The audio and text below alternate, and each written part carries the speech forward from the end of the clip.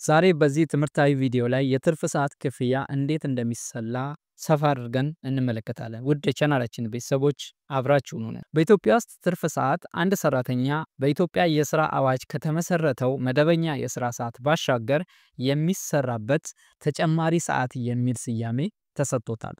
ኦቨርታይም የምንለው ማለት ነው። መደበኛ የስራ ሰዓት እንደሚታወቀው በሳምንት 6 ቀናት ወደ ቀን ስናመጣው ደግሞ በቀን 8 ሰዓት ይሆናል ማለት ነው። እንግዲህ የትርፍ ሰዓት አከፋፈል በኢትዮጵያ ኮንቴክስት ስንመለከት በአሰሪና ሰራተኛ አዋጅ ቁጥር 1156 ህዝባር 2011 አንቀጽ 68 መሰረት የመጀመሪያው ከንጋቱ 12 ሰዓት እስከ ምሽቱ 4 ሰዓት እንግዲህ ሰራተኛው መደበኛ ስራ ሰዓት ውጪ ማለት ነው። ሰራተኛው በዚህ ሰዓት ውስጥ ገብቶ ስራ የሚሰራ ከሆነ ሰራተኛው በመደበኛ ደሞዙ የሚከፈለው የሰዓት ደሞዝ በ1.5 ተባዝቶ ይከፈላል ማለት ነው። እስቲ ለምሳሌ ኤቢሲ የሚባል ሰራተኛ ቢኖረንና መደበኛ ደሞዙ 9000 ብር ቢሆን ወራዊ ደሞዙ ማለት ነው። ይህ ሰራተኛ ከመደበኛ ስራ ሰዓት ውጪ ከንጋቱ 12 ሰዓት እስከ ምሽቱ 4 ሰዓት ድረስ በመስሪያ ቤቱ ስራ ቢሰራ በወሩ መጨረሻ አጠቃላይ የሰራው የትርፍ ሰዓት ብዛቱ 25 ሰዓታት ቢሆኑ የትርፍ ሰዓት ክፍያው እንዴት ይሰላል? ይህን አሳጥረን ስንመለከተው ደሞዙ 9000 ብር ቢሆን አጠቃላይ የሰራው የትርፍ ሰዓት ብዛቱ ደግሞ የወሩ ማለት ነው 25 ሰዓታት ቢሆኑ እነዚህ ሰዓታት ደግሞ የሰራው ከንጋቱ 12 ሰዓት እስከ ምሽቱ 4 ሰዓት ቢሆን በቅድሚያ የቀን ደሞዝ እናሰላለን። የወር ደሞዝ ተሰጥቶናል። የቀን ደሞዝ እናሰላለን። የቀን ደሞዝ እኩል ይሆናል እና የወር ደሞዝ ሲካፈል ለ30 ቀናት እናደርጋለን። የወር ደሞዝ 9000 ነው። እዚህ ምሳሌ ላይ ነው። ለ30 ቀናት ስናካፍል 300 ብር የቀን ደሞዙ ይሆናል የዚህ ሰራተኛ ማለት ነው። በመቀጠል ደግሞ የሰዓት ደሞዝ እናሰላለን። የሰዓት ደሞዝ ለማስላት ደግሞ የሰዓት ደሞዝ እኩል ይሆናል የቀን ደሞዝ ሲካፈል ለ8 ሰዓት መደበኛ የስራ ሰዓታት 8 ናቸው እኩል ይሆናልና የቀን ደሞዝ 300 ነበር ከላይ ያገኘነው ሲካፈል ለ8 ሰዓት እኩል ይሆናል 37 ነጥብ።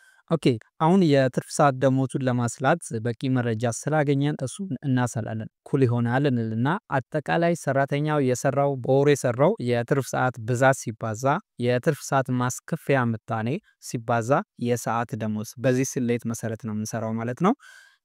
አሁን በሰራተኛው በዚህ በምሳሌ ላይ የተመለከትነው ሰራተኛ አጠቃላይ በወሩ ወደ 25 ሰዓታትን ሰርቷል። እንዲሁም ደግሞ እነዚህን የትርፍ ሰዓት ስራውን የሰራው ደግሞ ከንጋቱ 12 ሰዓት እስከ ምሽቱ 4 ሰዓት ስለሆነ የትርፍ ሰዓት ማስከፈያ ምጣኔው 1.5 ነው የሚሆነው። የሰዓት ደሞዝ ደግሞ ከላይ አስልተን ያገኘነው 37.5 ነው። ስለዚህ ይህን ስናባዛው 1406 ብር ከ25 ሳንቲም እናገኛለን ማለት ነው። የዚህ ሰራተኛ የትርፍ ሰዓት ክፍያው 1406 ብር ከ25 ሳንቲም ይሆናል ማለት ነው። በዚህ መሰረት ከንጋቱ 12 ሰዓት እስከ ምሽቱ 4 ሰዓት በትርፍ ሰዓት የሚሰራ ስራን በዚህ መልኩ ማስላት እንችላለን ማለት ነው። ኦኬ ወደ ሁለተኛው ነጥብ እንሄዳለን። ሁለተኛው ከምሽቱ 4 ሰዓት እስከ ንጋት 12 ሰዓት እንግዲህ ሰራተኛው ከመደበኛ ስራ ሰዓት ውጪ ከምሽቱ 4 ሰዓት እስከ ንጋት 12 ሰዓት ስራ በሚሰራበት ሰዓት በመደበኛ ደሞዙ የሚከፈለው የሰዓት ደሞዝ በ1.75 ተባዝቶ የሚከፈለው ይሆናል ይላል። ለምሳሌ አበበ የሚባል ሰራተኛ ቢኖርና የሰራተኛ ደሞዙ 12000 ብር ቢሆን በአንድ ወር ውስጥ ከምሽቱ 4 ሰዓት እስከ ንጋት 12 ሰዓት በድምሩ 36 ሰዓታት ቢሰራ የትርፍ ሰዓት ክፍያው እንዴት ይሰላል? ኦኬ ይህን ለማስላት የሰራተኛው ደሞዙ 12000 ነው። አጠቃላይ የሰራው ሰዓት ደግሞ 36 ሰዓታት ናቸው።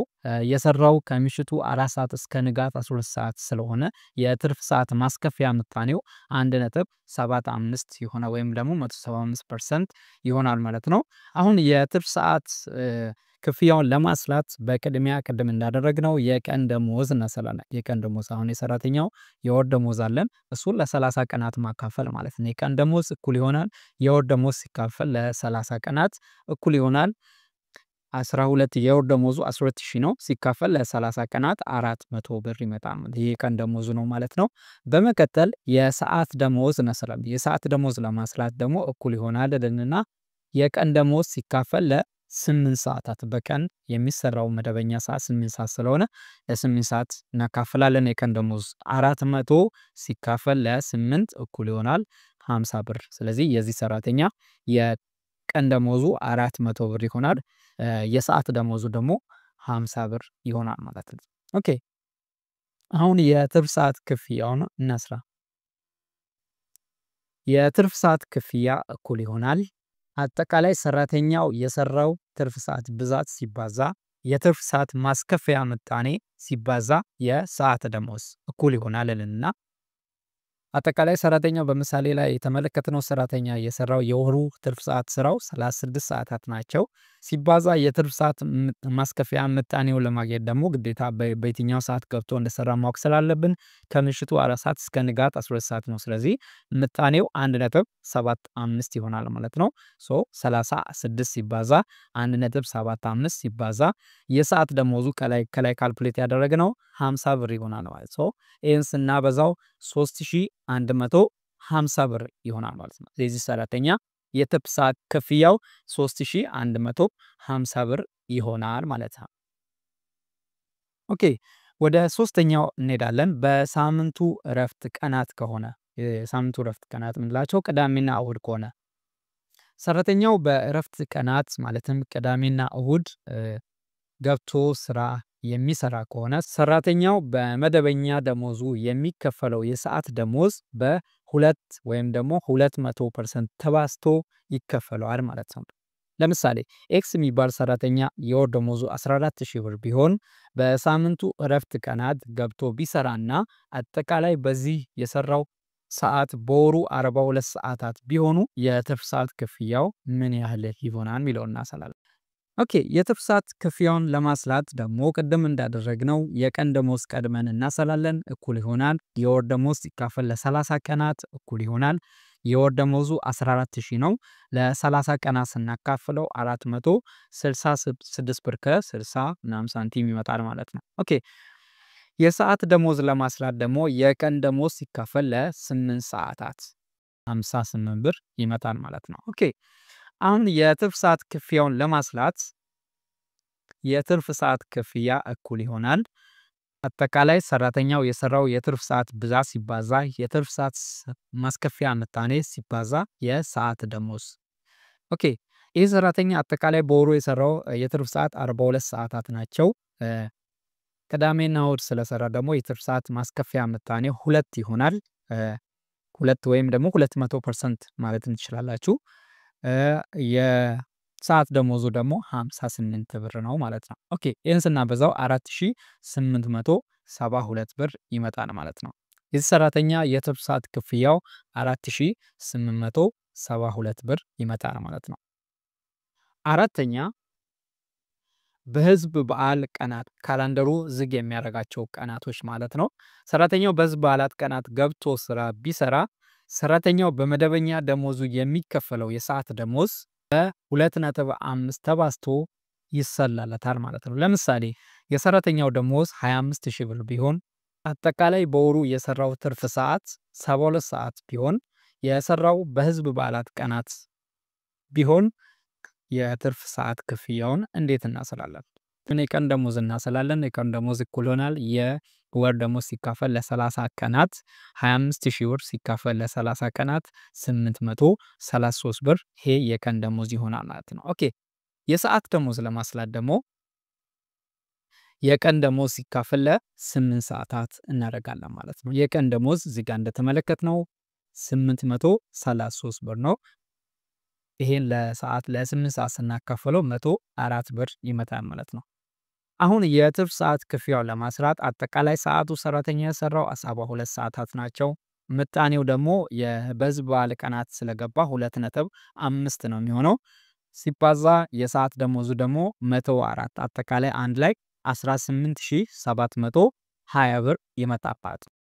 እንግዲህ አሁን ያየነውን በምሳሌ የተመለከትነውን ኦርጋናይዝድ በሆነ መልኩ ማይክሮሶፍት ኤክሴልን በመጠቀም መስራት ከፈለጋችሁ አሳያችኋለሁኝ። እንግዲህ የብዙ ሰራተኛን በአንዴ መስራት ሊያስፈልግ ይችላል። በዛ ሰዓት ብዙ ስራ የሚሰሩት ሰራተኛ ብዛት ካለው ማይክሮሶፍት ኤክሴል ብትጠቀሙ ሪከመንድ ይደረጋል አውቶማቲካሊ።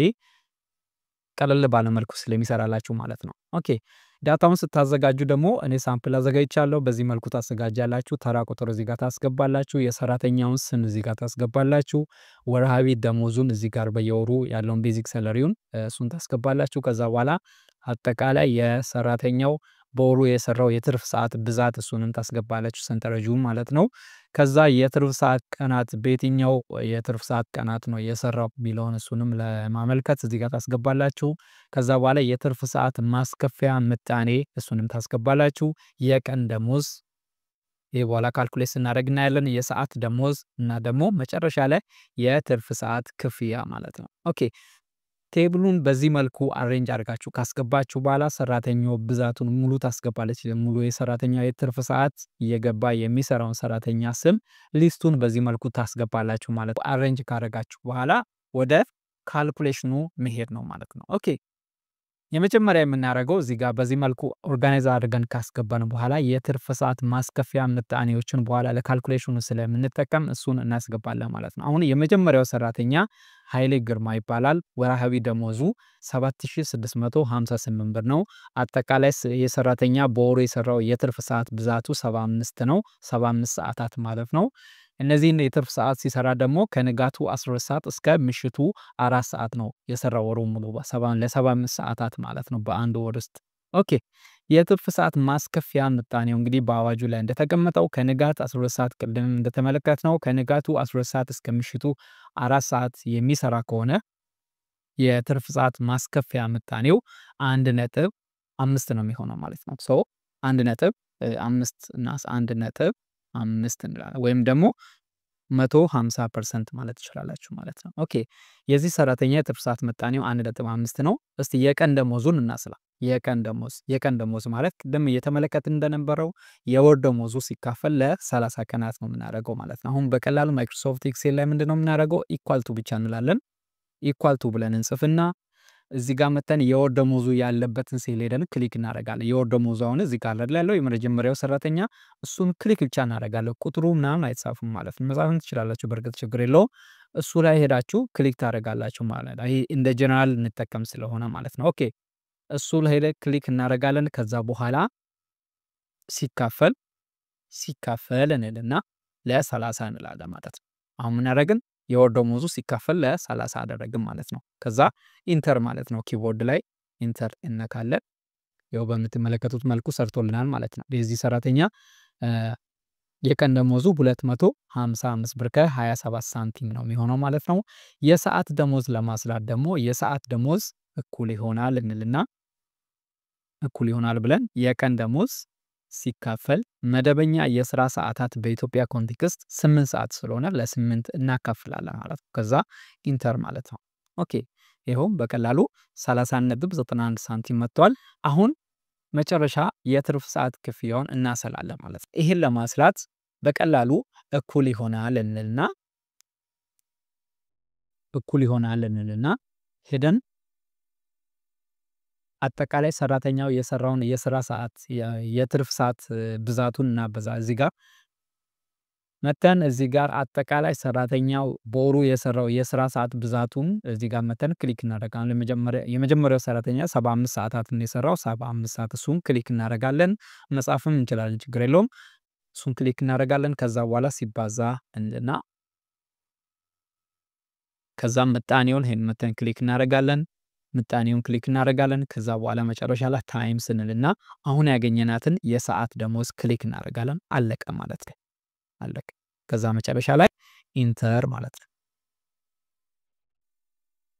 ይሄው በምትመለከቱት መልኩ ይሄ ሰራተኛ በወሩ ውስጥ ለ75 ሰዓታት ከንጋቱ 12 ሰዓት እስከ ምሽቱ 4 ሰዓት እየገባ ሰርቷል። ስለዚህ ክፍያው የትርፍ ሰዓት ክፍያው 3589 ብር ከ69 ሳንቲም ይሆናል ማለት ነው። ሶ በዚህ መልኩ ነው የምንሰራው ማለት ነው ቀጣዮችን። ኦኬ የቀጣዩ ሰራተኛ ደግሞ የሰራው ከምሽቱ 4 ሰዓት እስከ ንጋት 12 ሰዓት በሚለው መደብ ነው የሰራው ማለት ነው። ሶ የትርፍ ሰዓት ማስከፈያ ምጣኔው ደግሞ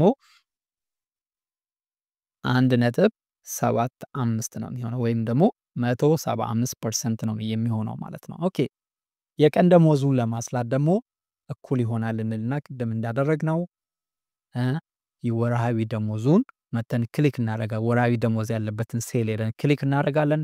ከዛ በኋላ ሲካፈል እንልና ለ30 ይበርካል። አለቀ። ወራዊ ደሞዙ ሲካፈል ለ30 ቀናት ማለት ነው። ከዛ ኢንተር እንላለን። አለቀ። 500 ብር ይሆናል ማለት ነው። የሰዓት ደሞዙ ደግሞ ለማስላት እኩል ይሆናል እንልና እኩል ይሆናል የቀን ደሞዝ ሲካፈል መደበኛ የስራ ሰዓታት በኢትዮጵያ ኮንቴክስት 8 ስለሆኑ ለ8 እንላለን። ከዛ ኢንተር ማለት ነው። 62 ብር ከ50 ሳንቲም የዚህ ሰራተኛ የሰዓት ደሞዙ ነው ማለት ነው። ኦኬ መጨረሻ ላይ የትርፍ ሰዓቱን እናሰላለን። እኩል ይሆናል ብለን ቅድም የላይኛውን እንዳሰላ ነው ኦልሞስት ተመሳሳይ ነው። አጠቃላይ ይሄ ሰራተኛ የሰራው በወሩ የሰራው የስራ የትርፍ ሰዓት ብዛቱን መተን ክሊክ እናደርጋለን። 42 ክሊክ እናደርጋለን። ከዛ በኋላ ታይምስ እንልና ታይምስ እንላለን። ከዛ ምጣኔውን መተን ክሊክ እናደርጋለን። ምጣኔውን ክሊክ እናደርጋለን። ከዛ በኋላ አሁንም ታይምስ እንልና መጨረሻ ላይ ያገኘነው የሰዓት ደሞዝን መተን ክሊክ እናደርጋለን። አለቀ ማለት ነው። ከዛ ኢንተር ይህ ሰራተኛ ከምሽቱ 4 ሰዓት እስከ ንጋቱ 12 ሰዓት ለአንድ ወር ለ42 ሰዓታት ሰርቷል። የትርፍ ሰዓት ክፍያው 4593 ብር ከ75 ሳንቲም ይሆናል ማለት ነው። በዚህ መልኩ ነው የምንሰራው አጠቃላይ ሁሉንም ማለት ነው። ቀጣዩ ደግሞ ቅዳሜና እሁድ ነው የሰራው የሰራተኛ ቅዳሜና እሁድ አጠቃላይ በአንድ ወር ውስጥ 49 ሰዓታትን ሰርቷል ብለናል። እዚህ ጋር የቅዳሜና እሁድ የሚሰራ ከሆነ ደግሞ 2 ወይም ደግሞ 2% ነው ደሞዙ የሚባዛው ማለት ነው።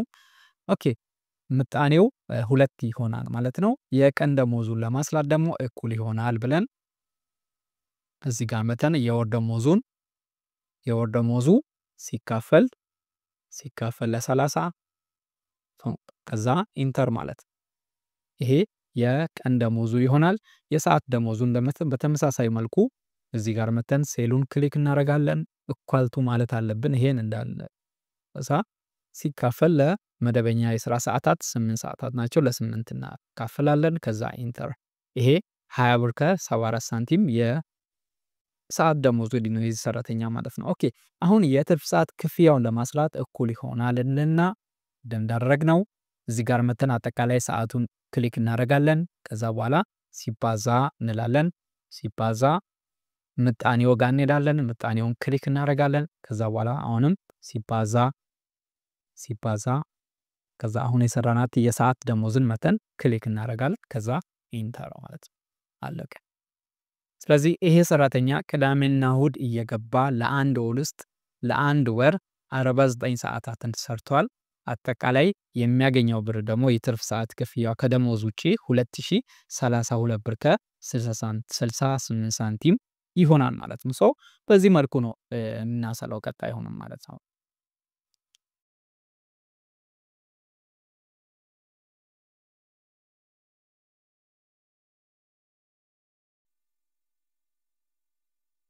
ኦኬ እንቀጥል። የቀጣዩ ሰራተኛ የህዝብ በዓላት ቀናት ላይ ነው ገብቶ የሰራው። በወር ውስጥ አጠቃላይ 24 ሰዓታትን ሰርቷል። የትርፍ ሰዓት ማስከፊያ ምጣኔው ደግሞ የህዝብ በዓላት ቀን ላይ ስለሆነ 2.5 ወይም ደግሞ 250% ይሆናል ማለት ነው። የቀን ደሞዙን ለማስላት የቀን ደሞዙ እኩል ይሆናል እንልና የወር ደሞዙ ሄደን ክሊክ እናደርጋለን። ከዛ በኋላ ሲካፈል እንልና ለ30 እንላለን። ከዛ ኢንተር ማለት ነው። አለ ይሄ የቀን ደሞዙ ይሆናል ማለት ነው። የሰዓት ደሞዝ ለማስላት ደግሞ ቅድም እንዳደረግነው የቀን ደሞዙን ሄደን ክሊክ እናደርጋለን። እዚህ ጋር ሲካፈል ለ8 ሰዓታት እንላለን። ከዛ ኢንተር ማለት ነው። አለቀ። የሰራተኛው የሰዓት ደሞዙ 30 ብር ከ16 ሳንቲም ይሆናል ማለት ነው። ኦኬ የትርፍ ሰዓት ክፍያውን ለማስላት ደግሞ በተመሳሳይ መልኩ እኩል ይሆናል እንልና አጠቃላይ ሰራተኛው በወር የሰራውን የትርፍ ሰዓት ብዛት እሱን ሄደን ክሊክ እናደርጋለን። ከዛ በኋላ ታይምስ እንልና ምጣኔው ጋር እንመጣለን። 2.5 ነው በዚህ በዓላት ቀናት ስለገባ ከዛ በኋላ ታይምስ እንልና አሁን መጨረሻ ላይ የሰራናትን የሰዓት ደሞዝ መተን ክሊክ እናደርጋለን። ከዛ ኢንተር አለቀ። ይሄ ሰራተኛ በህዝብ በዓላት ቀናት ለአንድ ወር ለ24 ሰዓታት ሰርቷል። አጠቃላይ ክፍያው 1809 ብር ከ50 ሳንቲም ይሆናል ማለት ነው። ኦኬ ቀጣዩ ደግሞ ቅዳሜና እሁድ ነው። ቅዳሜና እሁድ ከምጣኔው 2 ነው የሚሆነው ከላይ እንዳየነው የቀን ደሞዙን ለማስላት ኢኳል ቱ እንልና የወር ደሞዝ ሲካፈል ለ30 ቀናት ከዛ ኢንተር እንላለን። አለቀ። የሰዓት ደሞዙ ደግሞ ስንት ይሆናል? ማካፈል ነው ለ8 ማለት ነው። ለ8 እናካፍላለን። ከዛ በኋላ የትርፍ ሰዓት ክፍያውን ለማስላት በተመሳሳይ መልኩ አጠቃላይ ሰዓቱ ሲባዛ አጠቃላይ ሰዓቱ ይሄ ነው አይደለ? አጠቃላይ ሰዓቱ 40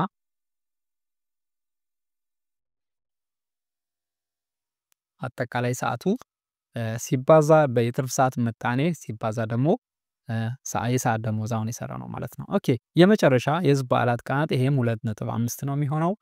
የቀን ደሞዙ ደግሞ እኩል ይሆናል እንልና መተን ደሞዙ ወራዊ ደሞዝ ሲካፈል ለ30 ቀናት ከዛ ኢንተር ማለት ነው። አለቀ ማለት ነው።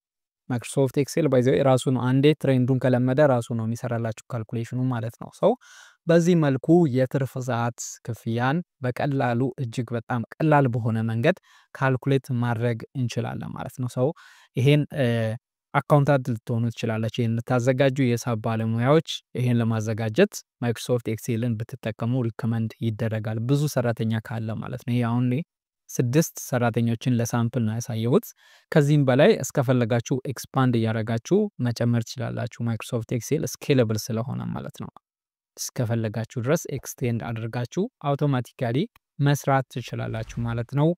ይሄን ይመስላል። ግልጽ ያልሆነ ነገር ካለ ኮሜንት ላይ አስቀምጡልን። በቀጣይ አዲሱን ደሞዝ በመጠቀም አጠቃላይ ፔሮል አዘገጃጀት ቪዲዮ ይዘላችሁ እንመጣለን። እስከዛ ድረስ መልካም ቆይታ። ይሄ ቪዲዮ ከተጠቀማችሁ ላይክ ማድረግ እንዳትረሱ። ቻናላችንን ሰብስክራይብ አድርጉ። መልካም ቆይታ